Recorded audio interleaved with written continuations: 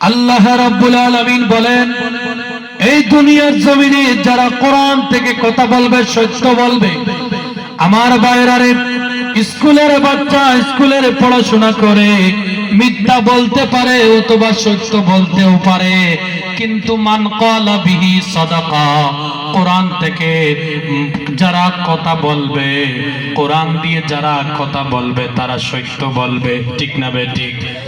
কারণ মিয়া সাহেবেরা মিথ্যা বলে না, কোরআন যাদের ভিতরে থাকবে তারা সত্য বলবে। কোরআন যে বাচ্চা তার ভিতরে নিবে, সে তার মা বাবার সাথে সব সময় সত্য সত্য কথাবার্তা করবে। জুড়ে বলি সুবহানাল্লাহ।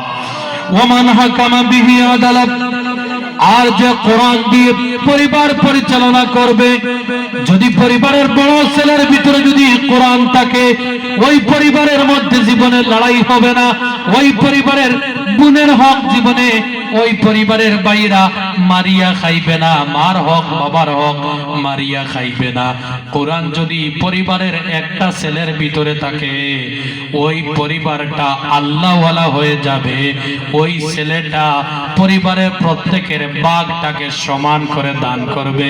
জুড়ে বলি সুবহানাল্লাহ।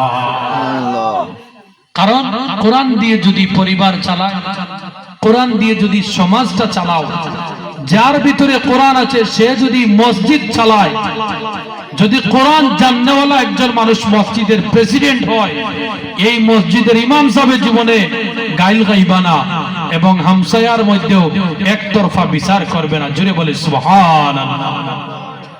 কারণ ওমান হাকামা বিহি আদালা, যে কোরআন দিয়ে পরিচালনা করবে তার পরিবার, তার সমাজ, সে মিথ্যা হবে না, সে ইনসাফ করবে। সম্মানিত হাজরিন, এর জন্য আমাদের প্রত্যেকের কোরআন বাড়ির মধ্যে নেওয়ার দরকার আছে না নাই? পরিবারের মধ্যে নেওয়ার দরকার আছে না নাই? সমাজ থেকে যদি কোরআন চলে যায়, সমাজের মধ্যে নোংরামি, বেহায়ামি, সমাজের মধ্যে লজ্জার জিনিসগুলা প্রকাশ হয়ে চলে আসবে। যদি সমাজ থেকে মিয়া সাবরা চলে যায়, সমাজের মধ্যে লজ্জা কি জিনিস মানুষ বুঝবে না। যেমন আমেরিকার মধ্যে মা তার ছেলের সাথে খারাপ কাজ করে, ভাই তার বোনের সাথে খারাপ কাজ করে, তার একটাই কারণ হলো আমেরিকার মধ্যে আলিমরা কম, মসজিদ কম, কোরআনের পরিবেশ কম। আর আমার পরিবারের মধ্যে এখন পর্যন্ত ভাই তার বোনকে পরিচয় পায়, মা তার ছেলের সম্মুখে পর্দা করে, তার একটাই কারণ হলো আমাদের গ্রামে গ্রামে মসজিদ আছে, কোরআন আছে। কারণ পৃথিবীর মধ্যে সবচাইতে বেশি মুসলমানদের ধর্মের মধ্যে পর্দার গুরুত্ব সবচাইতে বেশি দেওয়া হয়েছে। জুড়ে বলে সুবহানাল্লাহ। সবচাইতে বেশি পর্দার গুরুত্ব মুসলমানদের কোরআনের ভিতরে পাওয়া যায়। জুড়ে বলে সুবহানাল্লাহ।